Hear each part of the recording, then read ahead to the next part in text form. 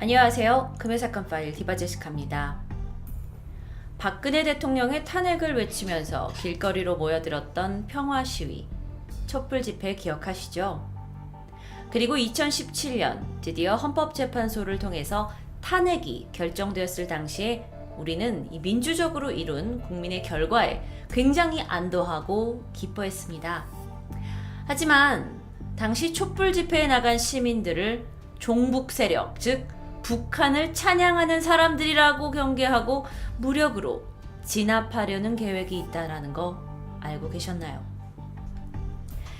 지난 7월 6일이었습니다. 군인권센터와 이철희 의원이 밝힌 내용이 정말 충격적이었습니다. 2016년에 박근혜 전 대통령하고 최순실 사건이 터지게 되면서 우리가 대통령 탄핵을 요구하면서 촛불 집회에 나갔고, 그 집회가 있는 와중에 기무사가 계엄령을 준비했다라는 문건이 폭로되면서 막 지금 시끄럽죠. 우리는 경악하고 분노가 커지고 있습니다. 그런데 뉴스에서 봤던 이 내용이, 아니 기무사? 계엄령? 뭔가 너무 어려운 단어라서 낯설게만 느껴지셨죠? 오늘은요, 이 중요한 사건에 대해서 10대, 20대 친구들이 좀 쉽게 이해할 수 있도록 정리해 보려고 합니다. 먼저 여러분께 이 기무사가 어떤 곳인지를 좀 설명드려야 될 것 같아요. 기무사라는 건요, 우리나라 국군 기무사령부를 칭하는 말입니다. 줄임말이에요. 이곳이 어떤 곳이냐면 군과 관련된 범죄를 수사하거나 또는 국방에 관련된 보안 업무를 수행하는 국방부 직할의 수사기관입니다. 그러니까 국방부에 있는 기관이에요. 그런데 이번에 폭로된 이 기무사에서 작성된 문서에 따르면 박근혜 대통령의 탄핵을 주장하는 촛불 집회 참석자들이 있었잖아요. 우리 중에 많은 분들도 거기 참여를 했었고요. 그런데 그 사람들이 만약 탄핵이 기각되었을 때, 탄핵이 되지 않았을 경우에 거칠게 항의할 것을 대비해서 군사가 개입해서 계엄령을 선포하고 폭동을 대비하자는 내용이 문서에 있던 겁니다. 계엄령이란 국가가 비상사태에 있을 때 막 혼란이 야기되잖아요. 그러니까 이 국가의 질서를 유지시키기 위해서 헌법의 효력을 일시적으로 중단시키고 군사가 이 나라를 통제하게 하는 국가의 긴급 명령입니다. 자, 이제 계엄령도 아시고 기무사도 아셨죠? 그러면 우리가 조금 더 계엄에 대해서 알아볼게요.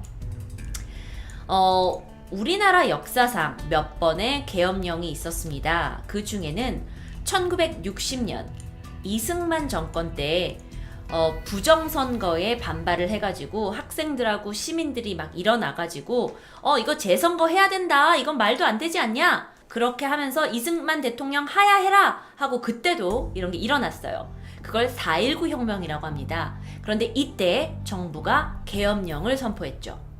하지만 시민들이 계속 퇴진 요구를 하는 바람에 결국 이승만 대통령은 하야하고 하와이로 망명합니다. 그리고 나서 이후에 박정희 사령관의 지휘 아래 계엄령이 또 선포가 되었어요. 그리고 그가 5.16 군사 쿠데타로 정권을 잡게 되죠. 계속해서 박정희 정권 시절에도 계엄령은 몇 번이나 이어집니다. 계엄령이란 건 지금 국가 위급 상태야, 우리 군사가 우리 여기 다 지금 나라 통제할 거야 라는 상황이에요. 그런데 이후에 12.12 군사 반란이 일어나면서 전두환이 계엄령을 선포해서 정권을 잡고 독재의 길에 들어서게 됩니다. 전두환 정권 시절에는요, 5.18 광주 민주화 운동 직전에 광주 시민들하고 이 학생들을 종북 세력, 그러니까 북한을 찬양하는 세력이다라고 치부하고 비상계엄을 선언해가지고, 이때 여러분 아시죠? 영화 보셨잖아요. 언론 차단하고 군사 글로 보내가지고 무력으로 광주 시민들을 진압했습니다. 택시 운전사라는 영화에서 잘 표현이 되고 있죠. 이때의 계엄령은 군인들을 이용해서 시민들을 탄압한 이 현대사의 마지막 계엄령으로 우리에게 기억되고 있습니다. 말이 어렵지 계엄령. 글쎄요, 계엄령은 분명 국가가 비상상태에 있을 때는 반드시 필요한 조치일 수도 있지만, 이렇게 과거를 뒤돌아보면 불순한 의도에 의해서 불행한 사건들을 야기시켰다라는 것을 우린 이미 역사를 통해 배워왔죠. 계엄령이라는 단어가 주는 공포감은 어쩔 수 없는 것 같아요. 그런데 문제가 현 정부가 아닌 지난 정부의 군사가 2017년 박근혜 전 대통령의 탄핵이 선포되는 그 날을 주시했습니다. 만약에 탄핵이 되지 않았을 경우 이에 불만을 가진 시민들을 폭도다라고 간주하고 군 통제로 진압하겠다는 계획을 세운 거였죠. 7월 6일 날 군인권센터가 폭로한 이 문건에 따르면요, 상당히 자세한 계획들이 포함되어 있었어요. 그래서 사실 이게 7월 6일에만 나왔을 때만 하더라도 지금만큼의 엄청난 이슈는 아니었습니다. 근데 뭐 많은 의견들이 있었고요. 근데 지금 그에 관련된 많은 내용들이 나오면서 우리가 경악을 금치 못하고 있는데요. 당시에 나온 내용들은 뭐였냐면요. 뭐 예를 들어 국민의 부정적인 인식을 고려해서 초기에는 위수령이라고 말을 하자. 위수령은 뭐냐면 그냥 이 문제가 되는 지역들에 군 병력을 주둔시켜서 대응을 하다가 이게 시민 집회가 점점 악화되면 우리가 이제 계엄령을 선포를 하자. 이렇게 그들이 계획을 세운 거예요. 근데 여기까지만 해도 여러분 잘 와닿지 않으시죠?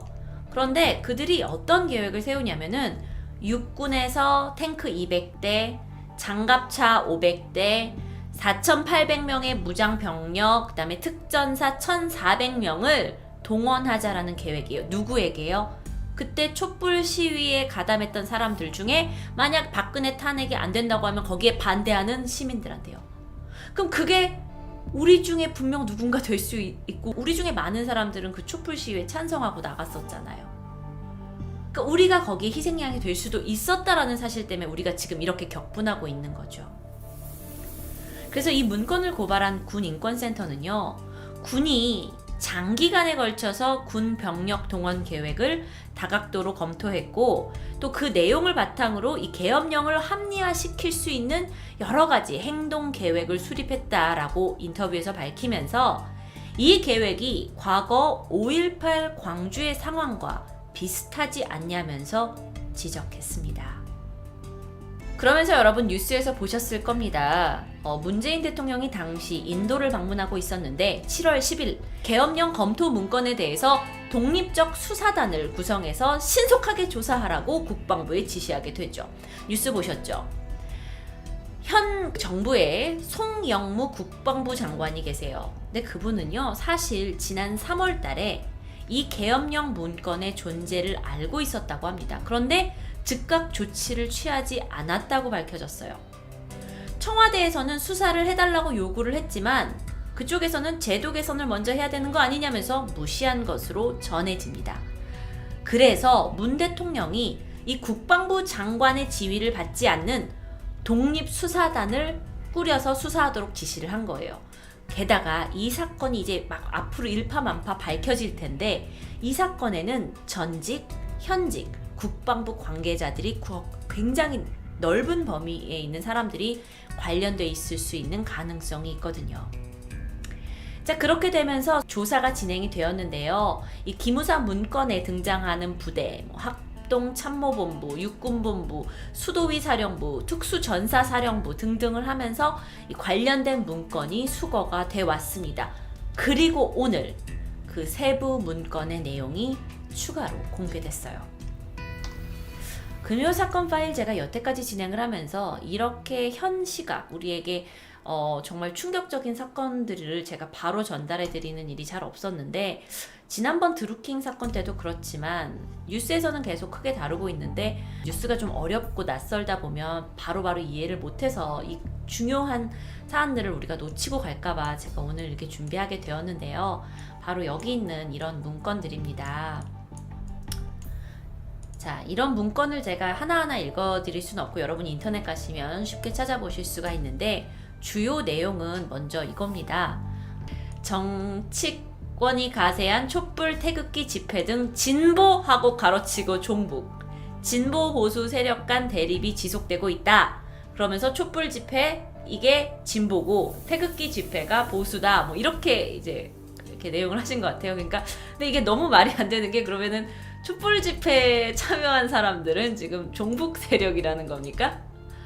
네? 촛불 집회에 가면은 우리가 지금 북한을 찬양하는 그런 이렇게 종북이라는 말을 아무데나 마구 갖다 붙이실 수 있는 겁니까? 이것부터 일단 너무너무 황당했죠. 계속 말이 나와요. 밑에도 제가 노란색 쳐놨는데 종북이라는 말이 진보 옆에 이렇게 나오고, 이 말은 우리나라에 있는 진보 세력은 전부 다 종북으로 보는 건가? 이렇게 아니 나라 위에 계신다는 분들이 이런 생각을 가질 수 있는 건가에 먼저 놀랬고요. 이렇게 밝혀진 이 내용의 문건의 내용으로 정리를 좀 해보면 처음에는 위수령으로 했다가 국민의 반응을 봐가지고 나중에 계엄령으로 가자라는 거 굉장히 요 밑에 나와 있는 내용이고요.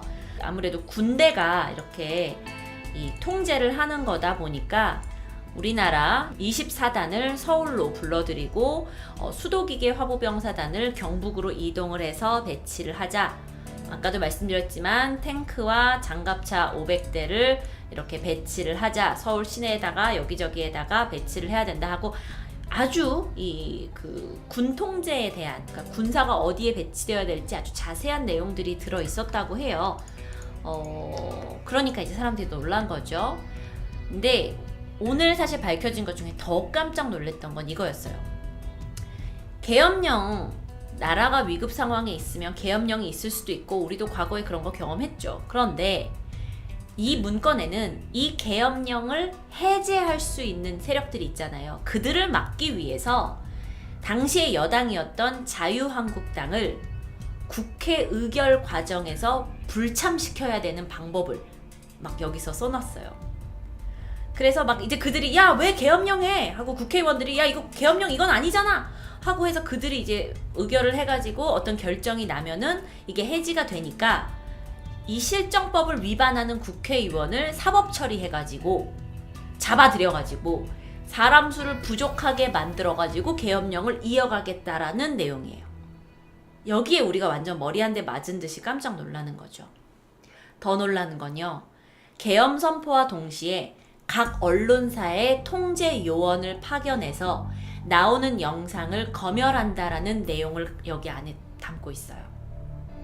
그리고 그 외에 군사가 지금 통제를 하는 거니까 각 정부 부처들한테는 우리가 어떻게 통제를 할 건지 방안들이 있고요. 그 다음에 외신은 어떻게 설득한 건지에 대해서도 나와 있어요.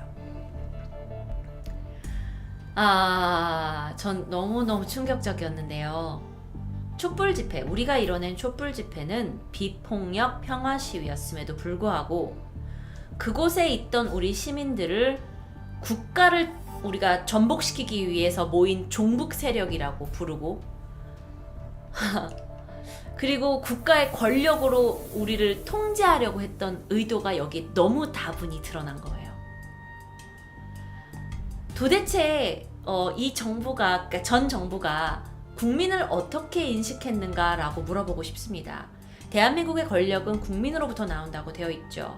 그런데 시위하는 사람들, 우리는 폭도고 제압당해야 되는 대상인 건가요?